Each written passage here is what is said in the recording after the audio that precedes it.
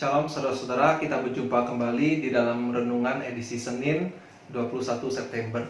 Nah saudara, hari ini saya akan mengajak kita belajar bagaimana kita bisa memaksimalkan pembelajaran dari kitab Amsal.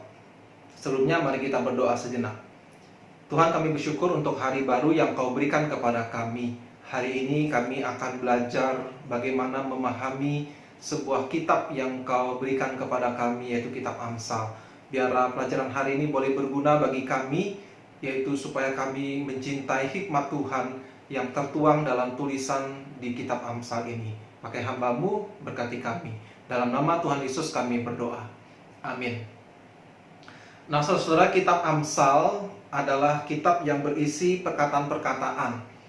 Hal pertama yang harus kita ingat untuk kita memahami kitab Amsal adalah bahwa kitab Amsal tidak sama dengan doktrin.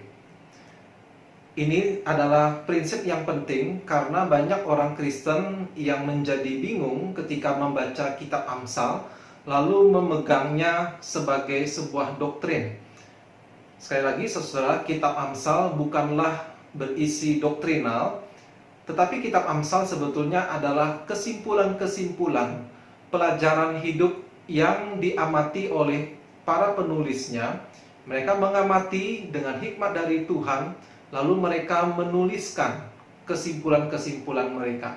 Sehingga itulah membawa kita pada prinsip kedua ketika kita membaca kitab Amsal, bahwa kitab Amsal berisi hikmat, didikan, supaya orang yang kurang pengalaman itu menjadi lebih berpengalaman, dan orang yang sudah berpengalaman menambah ilmu untuk hal-hal dipertimbangkan ketika mereka menghadapi realita dalam kehidupannya.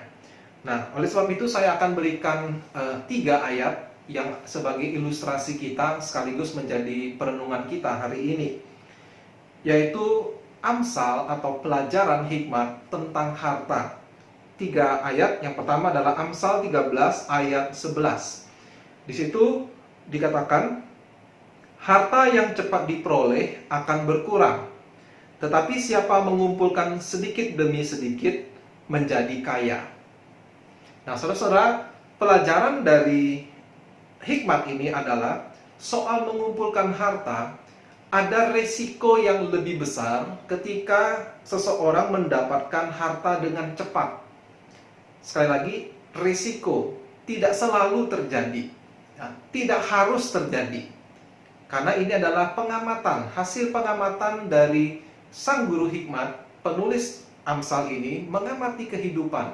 Mereka melihat contoh-contoh kasus, lalu dia menuliskan, tentu dengan pertolongan dari Roh Kudus, memberikan dia hikmat membuat kesimpulan ini. Nah, pelajaran yang dia dapatkan adalah ketika seseorang cepat mendapatkan harta, maka ada sebuah kecenderungan hati ingin cepat-cepat menghabiskannya juga.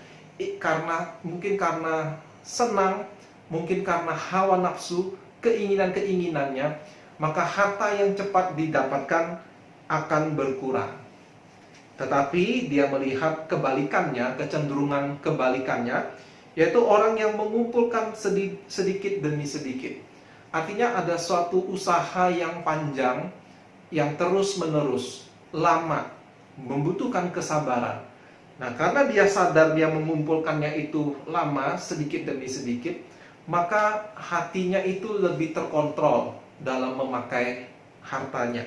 Nah, itulah mengapa disimpulkan menjadi kaya. Tetapi ini sekali lagi bukan doktrin. Ini adalah pelajaran hidup. Alangkah baiknya kalau kita mendapatkan penghasilan, mari kita sisihkan, selalu kita pakai secukupnya, lalu kita gunakan untuk menabung, ya, dan bisa niscaya menjadi terkumpul harta yang lebih banyak. Nah, kemudian saudara, sebagai perbandingan kita lihat Amsal 15 ayat 6.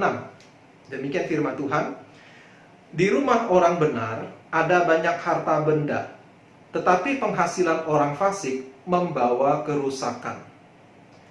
Nah, sekali lagi, ini bukan doktrin. Kalau kita jadikan doktrin, dampaknya menjadi seperti ini. Kalau Anda orang benar, maka harusnya di rumah Anda ada banyak harta benda. Ya, tentu kalimat ini akan menyinggung saudara-saudara kita yang sederhana, yang mungkin merasa di rumahnya tidak terlalu banyak harta benda. Apakah saya termasuk orang yang tidak benar? Nah, sekali lagi saudara-saudara, jangan kita jadikan ayat ini sebagai doktrin.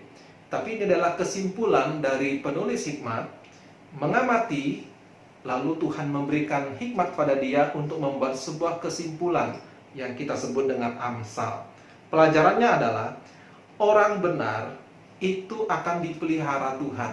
Ya, Tuhan akan menjaga, Tuhan akan melindungi. Tetapi kita harus ingat, ada kasus-kasus yang Tuhan punya rencana yang berbeda. Bahkan orang benar pun bisa mengalami musibah, bisa kehilangan harta benda. Mungkin contoh yang paling klasik adalah Ayub. Ya, bagaimana dia dari tadinya seorang yang paling kaya di daerahnya, kemudian justru menjadi orang yang kehilangan segalanya. Nah, lalu pelajaran yang kedua dari ayat ini adalah penghasilan orang fasik membawa kerusakan. Apa maksudnya? Orang fasik mendapatkan keuntungan, mendapatkan harta benda dengan cara-cara yang jahat.